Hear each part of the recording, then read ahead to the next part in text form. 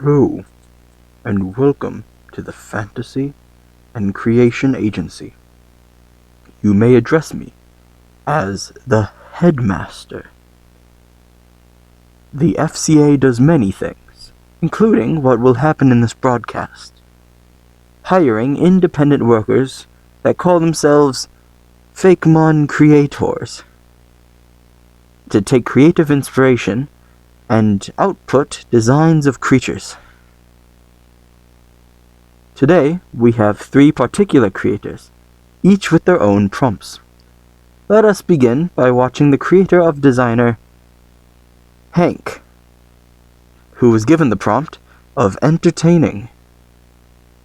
Hey yo chat, it's me, the guy who doesn't have a YouTube channel, so he's using Honkai Staro characters as their avatar. Anyways, the prompt Jodam gave to me was entertaining, which left me brainstorming a bit. I thought to myself, what's entertaining? Jesters are pretty entertaining, but I don't want to just make a jester Fakemon.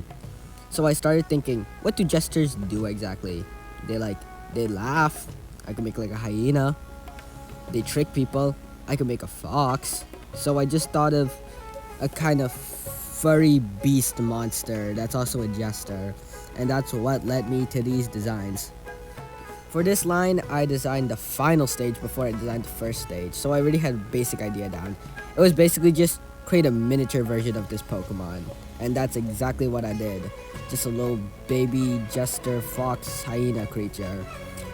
Here is Fostar, from the words fox, star, because entertainers are known as stars, and Oscar, which is what you give actors, aka known as entertainers.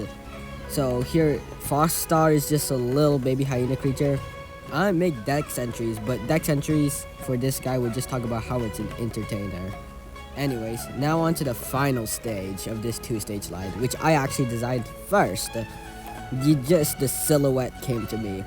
A creature with big hulking arms, tiny legs, a tail, 2 ears that look like, the parts jesters have. I don't even know what they're called.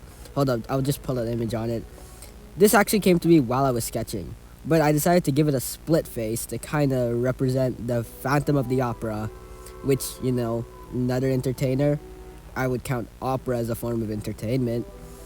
I actually designed this guy in like a kind of sitting down, grunging, kind of laying pose, but decided to redraw it in a more energetic one to show off how entertaining it is.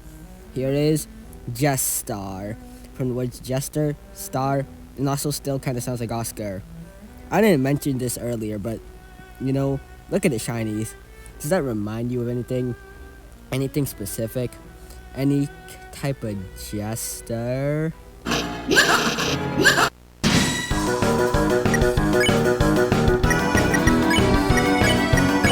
But that's all. Hopefully Jodam enjoys my little jester creatures. Wonderful.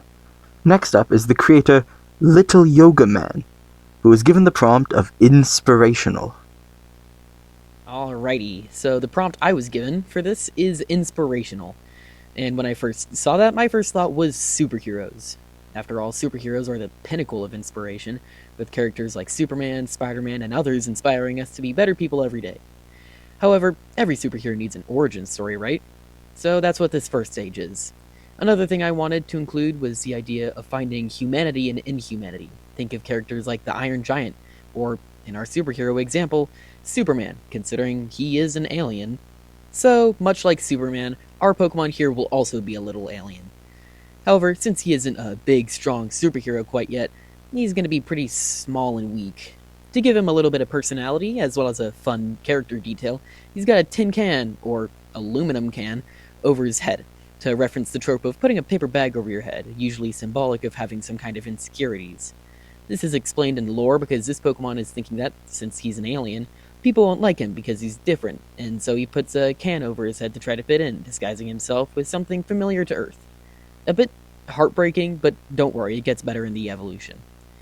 Now, with how low the eyes are, the massive forehead is also reminiscent of stereotypically large alien foreheads to show their massive brains. Also, those big eyes aren't real eyes. Kind of. Since they're just holes in the can, The green backgrounds of the eyes are just skin, while the small black slits are the real eyes. So here's Mini, from Alien, Aluminum, or Aluminium, and Mini, a psychic steel type with the ability Mirror Armor. This Pokemon is from outer space. It hides its face with an aluminum can, as it fears others will dislike it for being different. Its psychic powers are strong enough to allow it to float, but not much more than that. Despite its grumpy appearance, Mini are clingy and affectionate to those whom it trusts. Mini's evolution is where the inspiration really comes in. It's much more superhero-like, with a more humanoid body and Superman-like pose. It's also got a rather silly smile on its face, both because even the most hardcore Pokemon designs need something a little silly or cute to balance it out, but it also makes it more approachable. The astute among you might have also noticed that it's now wearing the can from its previous form, not as a helmet, but rather as armor, with the body of the can forming the shoulder pads and the lid resembling a chestplate, as well as the emblem where any good superhero goes. But the superhero apparel doesn't end there, as the discoloration on its hands and legs resemble gloves and boots, another common aspect of superhero designs. I really like putting objects that don't really change in evolutionary lines on Pokemon because you can really see how much they've grown. Usually this is taken literally, as in they've grown in size, but here you can see it taken metaphorically as well. Mini has literally and figuratively grown out of its helmet, growing out of the shy tendencies, and now tries to save people. And that's the real inspirational thing here. It's kind of like what Stan Lee said, anyone can wear the mask. It doesn't matter who you are or where you came from, anyone can choose to help people, even if they hurt you in the past. It's also reminiscent of Mini coming to terms with who they really are, finally accepting that, yeah, he's different, and that's okay. Mighty, from Alien, Aluminum, and Mighty, a psychic steel type with the abilities Mirror Armor and Iron Fist. These Pokemon's psychic powers have grown immensely, allowing them to fly at high speeds as well as simulating its muscles to throw stronger punches. Its aluminum can armor causes attacks aimed at Mighty to bounce right off. It has the ability to clear the rubble of a 20-story collapsed skyscraper in 10 seconds flat. It uses its abilities to protect the weak and save those in need.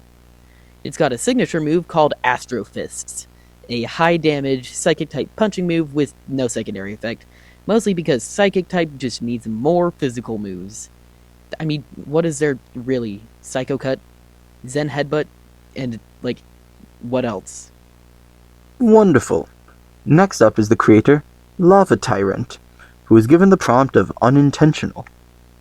Good morning, stars. I'm the Lava Tyrant, but you can call me Z. For my designs, of course, I was working with the prompt of unintentional, which is quite the broad and odd term to be working with as a prompt.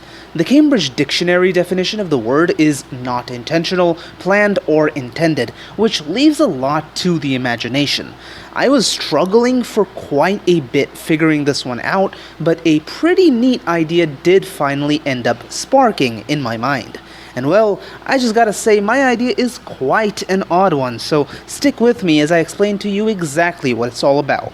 So, without any further ado, let's start with my first stage. That, of course, being Shiny, the sparkling Pokemon. So, my main concept comes from the age-old unintentional mistake that every young Pokemon player had done back in the day. That being accidentally resetting shiny Pokemon by thinking something's wrong with the game or with the Pokemon itself. Well, you may have wondered, what happens to those shinies? Well, they turn into this little guy. Now, given how complex the concept is to justify in universe, I felt it fitting to turn this guy into an Ultra Beast. Cause hey, always remember, if a concept is too out there, Ultra Beast it is. So here is UB Glitter, aka Shiny. This Ultra Beast has been spotted near the Johto region. Though possibly unrelated, the increase in this Ultra Beast sightings oddly matches up with the sudden decrease of the recorded wild shiny Pokemon population. Design-wise, I wanted to reference another reason a kid might accidentally reset a shiny, by thinking it's sick. So, I used those notorious yellow and green shades in the base and shiny forms, which, I don't really know how this guy would have a shiny, to be honest, but that's not something I need to think about.